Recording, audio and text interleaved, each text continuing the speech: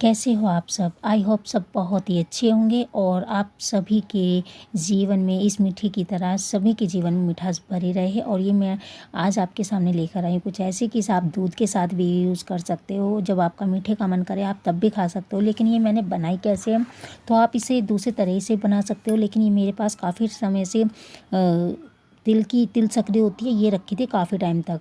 तो ये दोनों चीज़ें रखी थी, ख़राब हो जाती, थोड़ा इसमें सीलन भी शुरुआत हो गई थी, तो ये फेंक ही जाती। तो इसलिए मैंने सबसे पहले इसमें ये तिल सकरी और थोड़ा सा गुड़ भी था, 2-4 दाने थे तो, और ये गुड़ और ये गोला डाल दिया मैंने इसमें और इसे मिक्सी में ग्राइंडर बारीक किया, बहुत ही बारीक किया है। और चाहे तो इसे कोई फ्रेश भी यूज़ कर सकता है, गुड़ लाके और तिल यूज़ कर सकता है। लेकिन मेरे पास ये रखे थे सीले हुए, सील ख़राब हो जाते, इससे पहले ही मैंने इसे यूज़ कर लिया। अब ये मूँगफली थी थोड़ी सी, ये मूँगफली मैंने कुछ तो थोड़ी सी बनाई थी, कुछ युक्ता को इतनी पसंद आई कि उसमें से उठा के ले गई, पता भी नहीं चल पाया। अब ये देखिए मैंने मिक्सी में बहुत बारीक आटा सा कर लिया है ऐसे, ये तो तैयार हो गया। अब मैं बाकी सामान तैयार करती हूँ। मूँगफली को मैंने आराम से छिलक उतार दिया इसका सारा, ताकि ये उसमें अच्छे से तैयार हो जाए। ये मैंने गुड़ ज़्यादा नहीं लिया, थोड़ा ही गुड़ है, क्योंकि इस अकॉर्डिंग सामान भी था। क्योंकि मुझे ऐसा बनाना था कि जैसे हम दूध लेते हैं, दूध के साथ या कुछ बाद में मीठा खाने का मन किया तो आप इसे वैसे भी ले सकते हो। तो ये गुड़ को मैंने अच्छे से धीरे धीरे पिघला लिया। गुड़ में थोड़ी सीलन थी, मौसम ऐसा ही हो रहा है ना, तो थोड़ा सीलन थी, इसलिए आराम से टूट गया। नहीं तो ये अलग से किसी बर्तन में तो हल्का सा आप बारीक कर ले तभी अच्छा रहता है, तब सही रहता है।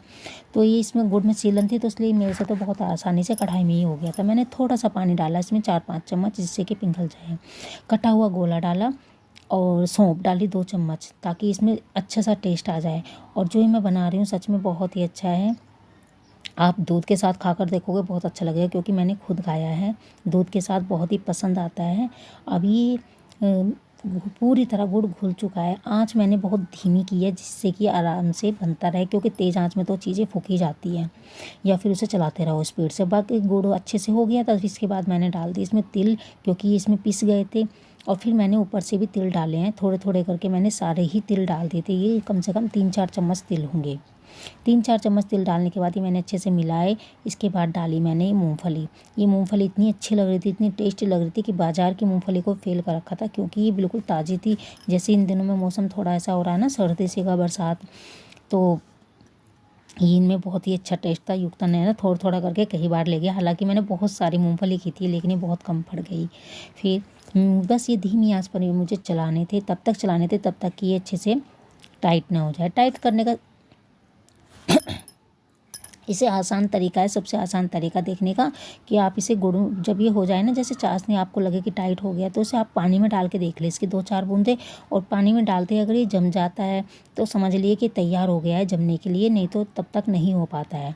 फिर मैं इसे धीमी आंच पर कर रही थी, क्योंकि मुझे जितनी ज़्यादा ज़रूरत नहीं पड़ती, क्योंकि हम तो बनाती रहती हूँ।